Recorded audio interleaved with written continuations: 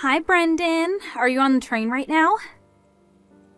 Oh, hi, Linda. Yep, I'm on the train right now. I'll probably be there on time. I'm looking forward to today. Yep, me too. Still, though, I'm pretty nervous. I've met your mother a few times before when I visited your house, but it's my first time meeting your dad. I've told him multiple times before to meet you, but he always makes up some sort of excuse and disappears whenever you come visit.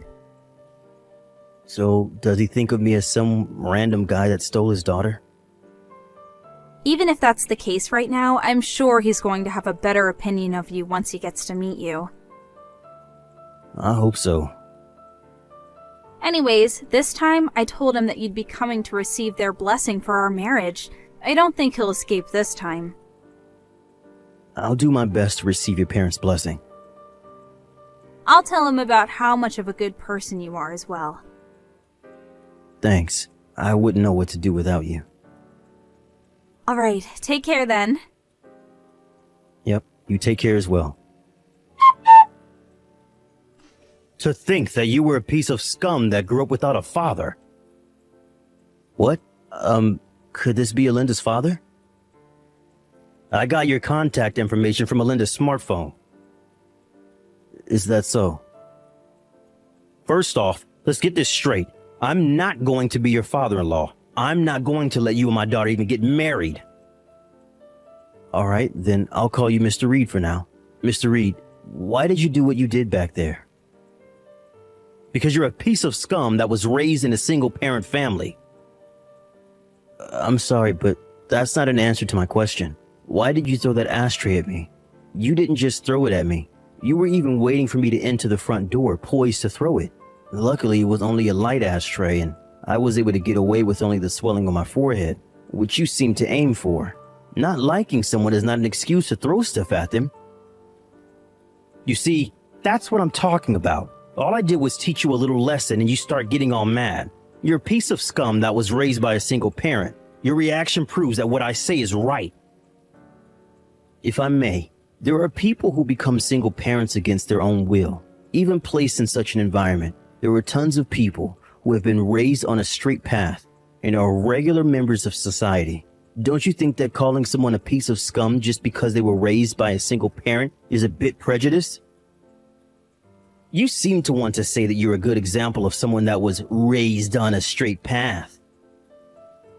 It's not like I'm overconfident, but ever since I lost my father to an illness when I was 5, my mother raised me all on her own and even paid for me until university.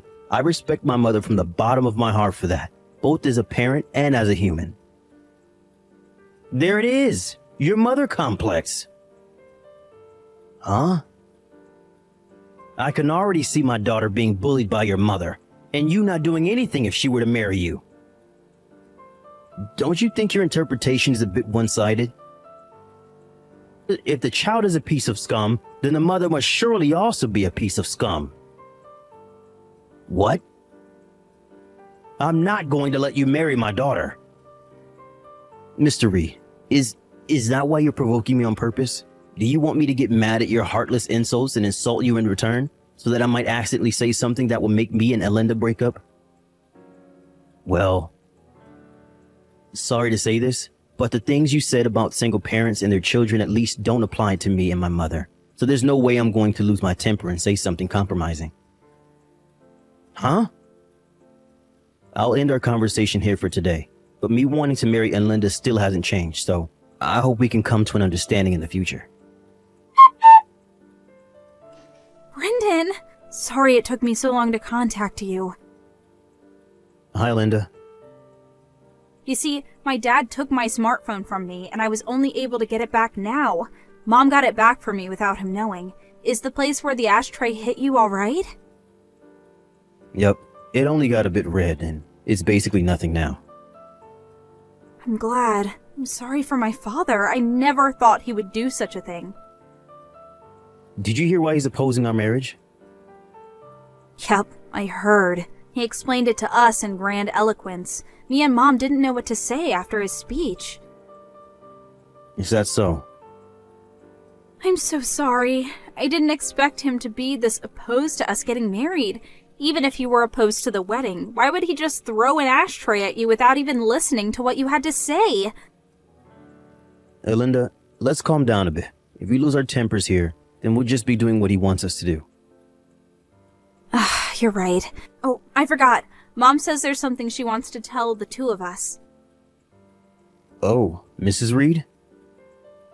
She said she's been thinking about it for a while, but has finally decided it after seeing my dad's attitude today. I wonder what it is. She told us to set up a meeting when Dad wouldn't be around. Got it. Could you tell her that I'm free on weekday nights and on weekends? Got it, hold on. I just asked Mom, and she said the sooner the better. So come tomorrow after work. Dad works a night shift, so he won't be here. Understood. I'll contact you once I'm done with work tomorrow. I'm so sorry about today. Hey, don't apologize. It's not your fault. Well then, see you tomorrow. Yep, see you tomorrow. So you didn't have enough and decided to come again. But I heard that you were going to work a night shift today. The production line was halted because one of our machines broke down. They told us repair would take the whole night, and so I got home early. Is that so? I'm going to marry Linda to another man.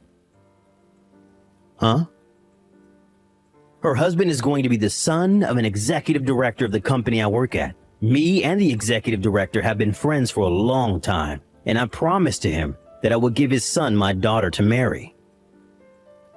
The son of an executive director?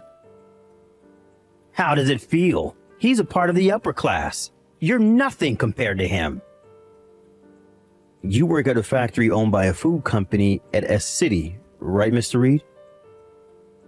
I'm sure Linda will immediately give up marrying you if I tell her about this opportunity. Don't you dare bother my daughter's happiness, you single-parent raised piece of scum. Is that so? If that's the case, then I'm done. I see. It's a bit rude of me to say this, but I'll praise you for knowing when to quit. Don't get any ideas. I'm definitely going to marry Linda. I just mean that I don't need a father-in-law like you. What did you say? Sorry for bothering you. Linda, are you alright? Brendan, my dad. I'm so sorry again. To think that he would have come home early. Apparently something happened at his company, so we couldn't have known. More importantly though, are you alright? I was forcefully kicked out of the house, but I'm worried about you and your mom who were left with him. I'm fine. Dad kept texting someone or talking to someone on the phone, so he didn't seem to have time for us. The two of us took this opportunity and fled by car. We're at my mom's brother's house right now. By the way, Mom left him the divorce papers, which she already signed. So her plan is already underway, huh? She said she was intending on this all along and had been preparing since last night. She wanted to tell you about it, but Dad suddenly came home. Oh, is that so? Based on what she said up until I was kicked out, I guess the preparation was the obvious choice. Dad's probably going to try and find out where we went. Oh, obviously I'm not going to tell him, so don't worry. More importantly, it seems that your father has an arranged marriage set up for you. Huh? You mean he wants me to marry someone else? Yep. He says that your husband is going to be the son of an executive director of the company he works at. The son of an executive director? Could it be someone you know? He was a classmate during middle school. Apparently he's extremely bright and is one of the candidates for the next CEO. Oh, so that's why your dad wanted you to marry him so much. But I heard during our middle school reunion recently that he was already engaged. Huh?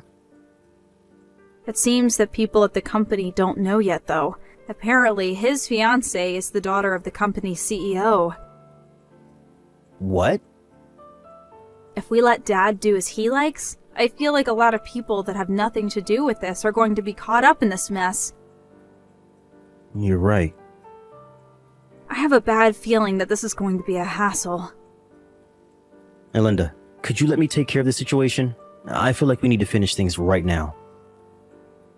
Do you have a plan? I think that getting my mother to intervene is the quickest way to take care of all of this. What? Your mother? To be honest, this is a card that I didn't really want to play, but it seems like I have no choice if I want to stop this before things get out of hand. I want you to wait a bit longer.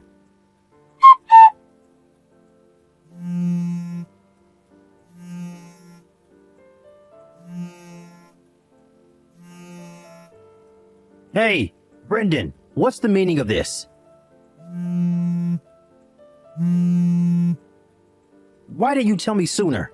Your mother was the largest owner of our company's stocks?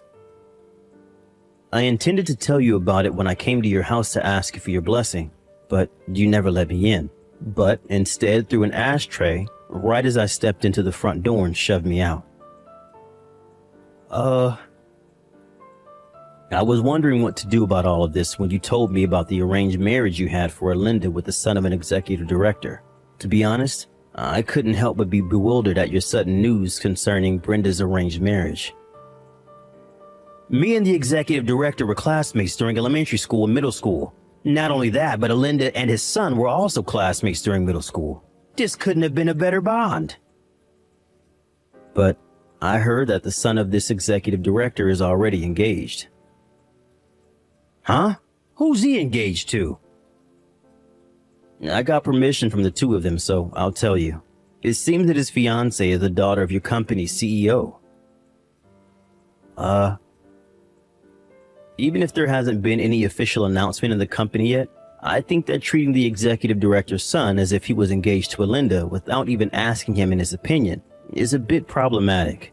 This was around the time when me and Linda got a bit worried that a bunch of people who were unrelated to our marriage might get caught up in the mess that you were about to cause, which is why I decided that I needed my mother, the company's largest stockholder, to intervene and have her tell the company about the situation. I had no idea this was happening.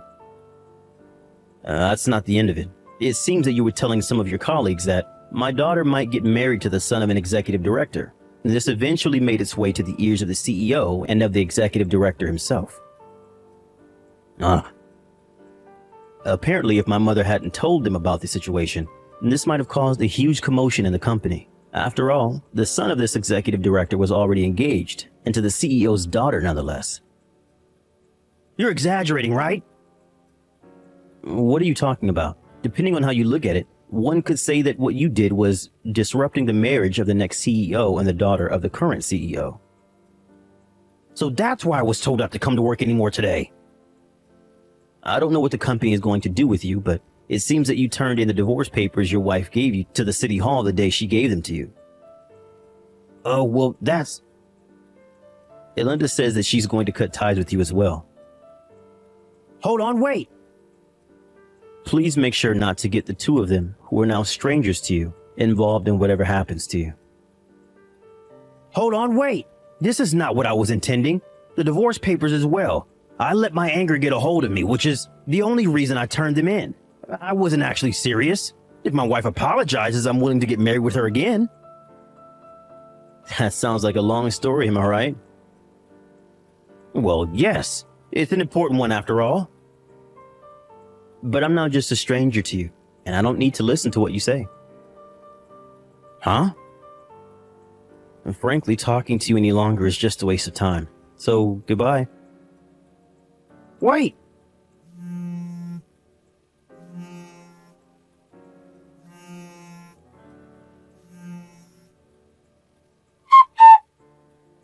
A few days after this incident, it seems that Mr. Reed was told by his company to relocate somewhere far away. It seems that the people at the company have the silent understanding that that's where people go as a sort of exile. But Mr. Reed knew that he was being saved by the skin of his neck. And so, without a choice, he accepted. The next week, he set off for this remote island.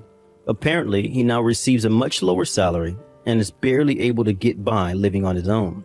Speaking of which, as he had never done any household chores in his life, he was having trouble living on his own. And so his diet was now heavily imbalanced. His room is full of garbage he's too lazy to take out, and his clothes are dirty since he didn't wash them. His personality hasn't seemed to change a bit, though, and he has no clue that the days until he's fired are numbered.